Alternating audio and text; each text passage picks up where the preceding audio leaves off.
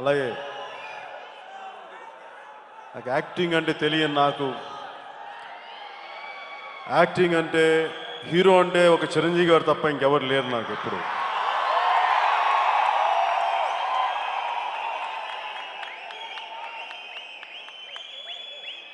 So నాకు అమితాబ్ బచ్చన్ అంటే చాలా ఇష్టం ఉండేది, నాకు పిచ్చి ఇష్టం ఉండేది అమితాబ్ బచ్చన్. అలాంటిది మా అన్నయ్య హీరో అయిన తర్వాత నాకు అన్నయ్య ఒకళ్ళే కనిపించేవాళ్ళు హీరోగా. అలాంటిది నన్ను అన్నయ్య ఒకరోజు నువ్వు ఫిలిమ్స్లో యాక్ట్ చేయొచ్చు కదా అంటే నాకు నన్ను నేను యాక్ట్ చేసుకోవడం నాకు ఎప్పుడు కనిపించలా. ఈరోజు నేను యాక్టర్ని అయి మీ ముందు ఇంత పని చేయగలుగుతున్నానంటే దానికి మూలకారకులు మా అన్నయ్య మా వదిన వీళ్ళిద్దరు. ఇంట్లోకి ఒక 5 మంది ఒక 2 అతిథులు వస్తేనే వెళ్ళి నా రూమ్లో దాక్కునేవాడిని. అలా ఉండేది నా నైజం. అలాంటిది నన్ను బలవంతంగా అందరిలోకి నెట్టేసి నాకు ఈరోజుకి డౌటు, అన్నయ్య నిజంగానే చెప్పారా లేదంటే కావాలి ఇలా చెప్తే కానీ ఏదో ఒక పని చేయడా అని అన్నారని డౌట్ నాకు. కానీ ఎందుకంటే నేను అన్నయ్య అంటే ఎప్పుడు నేను తక్కువ మాట్లాడటం, అన్నయ్య గురించి మాట్లాడటం తక్కువ. దానికి కారణం నాకు ఇష్టం అనేది లోపల ఉంటుంది. ఎప్పుడు వ్యక్తిగతంగా కలిసినప్పుడు చెప్తాను, బహిరంగంగా నాకు మా అన్నయ్య అంటే ఎంత ఇష్టమో నాకు చెప్పుకోవడం. అంటే మా అన్నయ్య అంటే చెప్పుకుంటాను కానీ 10 మంది ముందు చెప్పుకోవాల్సిన అవసరం ఏముంది, అలా ఆలోచిస్తాను. కానీ ఒక సమయం సందర్భం వచ్చినప్పుడు మాట్లాడటానికి వెనకాడు.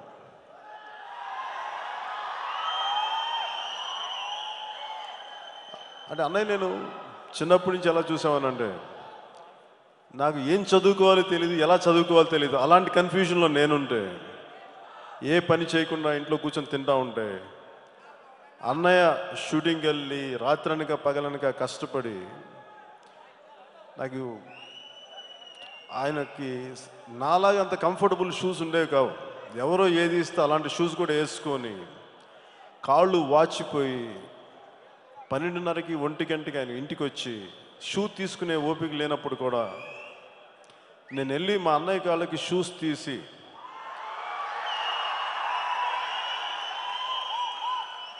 ఆ చెమట పట్టిన సాక్స్ తీసి దాంట్లో నాకు సువాసన కనిపించేది.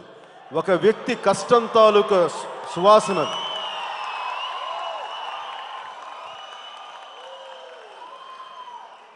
అంటే దేనికి కష్టపడుతున్నారంటే నాకు చాలామంది ఇది ఒక డబ్బు సంపాదన లేదంటే పేరుకో కాదు, ఒక సాధారణ, నేను పదే చెప్తుంటాను, ఒక సాధారణ పోలీస్ కానిస్టేబుల్ స్థాయి కొడుకు ఒకటి ఊహించుకొని నేను యాక్టర్ని అవ్వాలి, ఇలా సాధించాలి.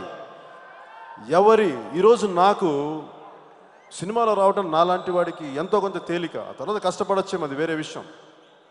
కానీ ఒక ప్లాట్ఫామ్ క్రియేషనే లేనప్పుడు, ఏమీ లేకుండా, ఎలాంటి అండదండలు లేకుండా ఒక్కడే వచ్చి కష్టపడి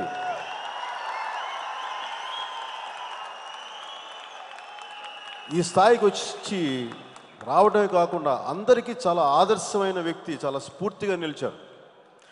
అంటే ఎలాంటి స్థాయి వ్యక్తి అయినా సరే ఒక ఆలోచనని, ఒక గోల్ని, ఒక ధ్యేయాన్ని అనుకుంటే సాధించగలరు అనేది అన్నయ్య చిరంజీవి గారు చెప్పారు. అది నేను స్వయంగా చూశాను. అందుకు నాకు ఆయన అంటే మోర్ దెన్ అన్నయ్య కంటే కూడా చాలామందికి నాలాగా స్ఫూర్తినిచ్చిన ఒక మహా వ్యక్తి చిరంజీవి గారు. నాకు నిజంగా మొదటి నుంచి నాకు సినిమాల్లో ఎప్పుడు యాక్ట్ చేయాలని ఇంట్రెస్ట్ లేదు. కానీ కథలు చదవటం ఇష్టం, నవల్స్ చదవటం ఇష్టం, ఏదో కొంచెం క్లింట్ ఈస్ట్వుడ్ సినిమాలో లేదా అమితాబ్ బచ్చన్ సినిమాలు చూడటం ఇష్టం, అమితాబ్ని అభిమానించడం ఇష్టం. కానీ నాకు సినిమాలో యాక్ట్ చేయాలి, నువ్వు ఇలా చెయ్యి అని చెప్పిన తర్వాత నాకు అంత అర్హత ఉందా అని అనుకున్నాను ఫస్ట్. కేవలం చిరంజీవి గారు తమ్ముడుగా పుడితే నాకు అంత అర్హత ఉంది, ఆయన అంత కష్టపడలేదు, ఆయన అంత ఇవి చేయలేదు, నాకు ఎంత స్థాయి ఉందని చెప్పి ఆయనకి చెడ్డ పేరు తీసుకురాకూడదని చెప్పి నన్ను ఒళ్ళు జాగ్రత్త పెట్టుకొని మరీ ఎక్కువ పని చేయాల్సి వచ్చింది దానికోసం. నేను అన్నయ్యని ముఖ్యంగా పాలిటిక్స్ పరంగా నేను ఆయనకు నచ్చంది కూడా నేను చేశాను. కానీ అది నేను ఏ పరిస్థితిలో చేశాను ఏంటిది అనేది నేను అది ఎన్నిసార్లు ఎక్స్ప్లెయిన్ చేశాను. ఆయన అర్థం చేసుకున్నారు కూడా.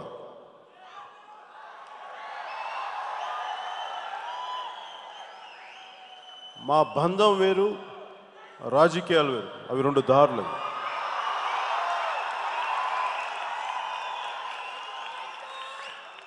నేను అన్నయ్య పందాలు లేకపోయినా కానీ నాకు అన్నయ్య అంటే గుండెల్లోనే ఉంటారు. దానికి నాకు వేరే తక్కువ లేరు. నాకు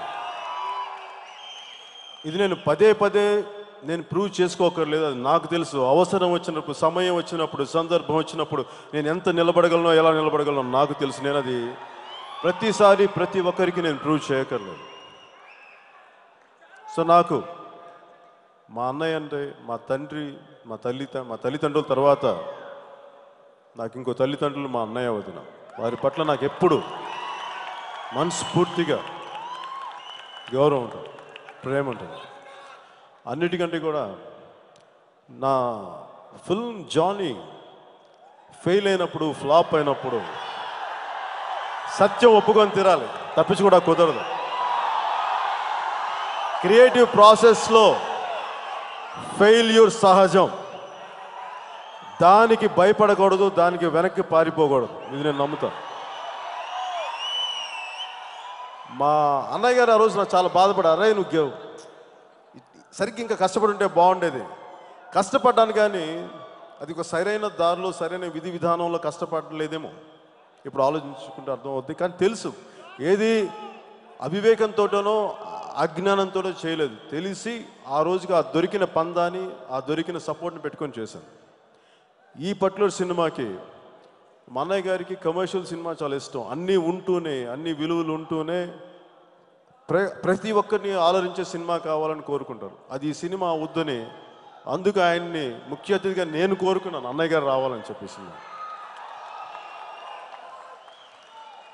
ఎందుకంటే పోయినసారి జానీలాగా ఇది డిసప్పాయింట్ చెయ్యను అన్న ఒక నమ్మకం ఉంది నాకు.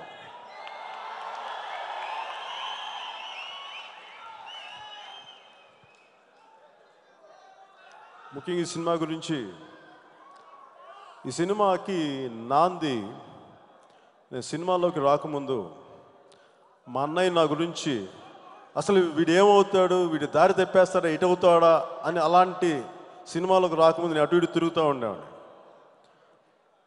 సో అలా ఒకసారి నేను ఏదో ఒక అడవులు చూడటానికి అని చెప్పి అటు ఖమ్మం సైడ్ వెళ్ళాను. సీలేరు ఎక్కడో వెళ్తే అక్కడ మనకి ఖమ్మంకి మధ్యప్రదేశ్ బార్డర్ ఉంది. అప్పటి మధ్యప్రదేశ్, ఇప్పుడు ఛత్తీస్గఢ్. నాకు ఊరికి అప్పుడు అనిపించింది ఇక్కడ ఒక లవ్ స్టోరీ తీస్తే బాగుండదు. ఒక తెలుగోడు వెళ్ళి ఒక ఛత్తీస్గఢ్ లాంగ్వేజ్ బ్యారియర్ బాగుండేది. ఒక వేగ్ థాట్ వచ్చి వదిలేశాను.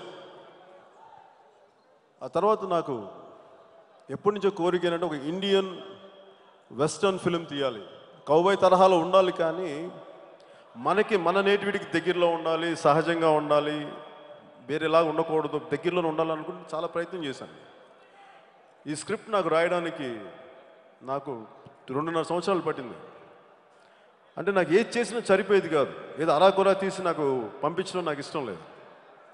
అందుకే వీటన్నిటిని దృష్టిలో పెట్టుకొని నాకు టైం పట్టింది. ఈ ప్రాసెస్లో నన్ను భరించిన నా మిత్రుడు, నా జానీకి ఎగ్జిక్యూటివ్ నిర్మాత ఆయన శ్రీ శరత్ మరార్కి నాకు ఆయన నన్ను ఓపికగా అర్థం చేసుకున్నందుకు, నన్ను అండగా నిలబడినందుకు నా కృతజ్ఞతలు తెలియజేసుకున్నాను. అలాగే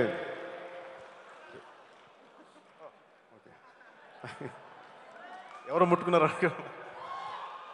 అలాగే ఎరోస్ సంస్థ శ్రీ సునీల్ లులా గారికి, పాపం ఇది అక్టోబర్లో రిలీజ్ అవ్వాల్సిన సినిమా పోయిన సంవత్సరం. ప్రతిసారి నేను 3 నెలలు నుంచి వెనక్కి తోసి ఫైనల్కి సమ్మర్కే వస్తున్నాం. సో ఈ విధంగా కూడా నన్ను అర్థం చేసుకున్నా. Sunilji, thank you lot. I'm glad you stood by us. Thank you very much sir. నాకు బాగా ముఖేష్ ఋషి గారికి, నా సహనటినట్లు ముఖేష్ ఋషి గారికి, సంజన గారికి, ఇందాక మీరు చూసిన విజువల్స్లో ఒక ఇద్దరు అమ్మాయిలు కనిపించారు, అశ్విని అండ్ పూజ, వాళ్ళిద్దరికి. ఈ మాట చెప్తే అలీ గారు ఎంతసేపు నువ్వు అమ్మాయిల గురించి మాట్లాడుతావు, నా గురించి మాట్లాడమని చూస్తున్నారు.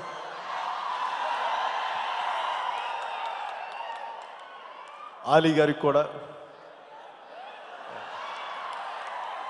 అంటే అలీ గారు లేకపోతే నాకు సినిమాలో ఏదో లోటుగా ఉంటుంది, అందుకని ఖచ్చితంగా ఏదో అలా ఉండేలా పెట్టుకుంటాను. అలా ప్రతి ఒక్కరికి, బ్రహ్మాజీ గారికి, నారా శ్రీనివాస్ గారు, ప్రతి ఒక్కరికి, నా తోటి నటులకి ప్రతి ఒక్కరికి నా ధన్యవాదాలు తెలుపుకుంటూ, ముఖ్యంగా కాజల్ గారు కాజల్ క్యారెక్టర్ తను పెర్ఫామ్ చేసిన విధానం చాలా బాగుంది.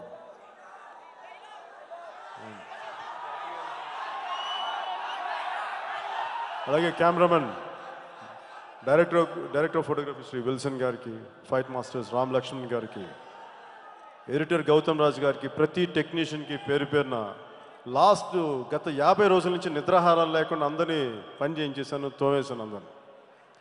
నన్ను తిట్టుకుంటున్నారో లేదో నాకు తెలియదు, కానీ ఈ సినిమా ఏప్రిల్లో విడుదల కావాలి, ఇది గోల్ అంతే చెప్పి చాలా హింసించేశాను అందరినీ. నేను నిద్రపోలేదు, వాళ్ళని నిద్రపోనేవాళ్ళు.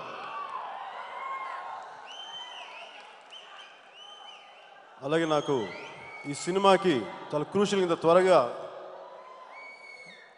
అంటే లాస్ట్ 48-50 రోజుల్లో 70% సినిమా తీసాం. ఇది దానికి ముఖ్యంగా దీని వెనక కష్టపడ్డ శ్రీ బాబీ గారికి, డైరెక్టర్ శ్రీ బాబీ గారికి, అలాగే ఎడిషనల్ ఫోటోగ్రఫీ అందించిన శ్రీ ఆండ్రూ గారికి, అలాగే నా మిత్రుడు, నా కోరియోగ్రాఫర్ శ్రీ హరీష్ పాయ్ గారికి నాకు సహాయ సహకారాలు అందించినందుకు ప్రత్యేక కృతజ్ఞతలు తెలియజేసుకున్నాను. ఈ సినిమా మీకు అందరికీ ఆనందం కలిగించాలి అన్న ఉద్దేశంతో తెలియజేశాం.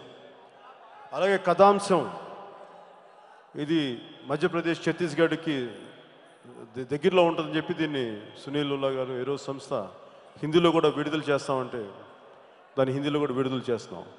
ఇది ఏ ఒక్క సినిమాకి పోటీ అనో దీననో నేను ఎప్పుడు ఆలోచించలేదు. ఒక మంచి సినిమా, 10 మందికి ఆనందం కలిగించే సినిమా ఏ భాషలోకి వెళ్ళినా ఎంతమందికి చేరువైనా అది మంచిదే. ఆ ఉద్దేశంలో తప్ప దీన్ని ఏదో సాధించాలో ఇంకోటని కాదు, 10 మందికి వెళ్ళాలి మంచి సినిమా అని ఒక ఉద్దేశం తప్ప ఏదో ఒక ఛాలెంజ్గా ఇట్లా అని తీసుకోవట్లేదు. ఎందుకంటే నేను సినిమాలో ప్రతి ఒక్కరి కష్టాన్ని, ఇది మా అన్నయ్య గారు మాకు నేర్పించింది. ఆయన సంస్కారం ఎంత గొప్పదంటే, ఒకసారి మేము ఏదో కింద ఒక సినిమా పత్రిక, వారపత్రిక పడిపోతే ఎవరో మాకు తెలిసిన హీరోయే, ఆయన ముఖం ఉంది దానిపైన, ఎవరు తీయట్లేదు, వాళ్ళు నడిచి వెళ్ళిపోతుంటే ఆయన మమ్మల్ని మీరు ఎవరు కనిపించవు కళ్ళు, మన తోటి ఇంకొక యాక్టర్ ఫోటోగ్రాఫ్ అలా ఉంటే మీరు అది ఎలా పడేస్తారు చూసుకుని తిట్టి మమ్మల్ని తుడిచి పక్కన పెట్టినంత సంస్కారం గల వ్యక్తి చిరంజీవి గారు. అందుకని మాకు సినిమా పరిశ్రమ అంటే ప్రతి ఒక్కరు సాధించాలి, ప్రతి ఒక్కరు విజయం సాధించాలి, మేము ఒక్కళ్ళమే కాదని చెప్పి మేము మనస్ఫూర్తిగా మనస వాచ కర్మ కోరుకునే చిరంజీవి గారి నుంచి వచ్చిన వాళ్ళు అందరూ బాగుండాలని కోరుకుంటూ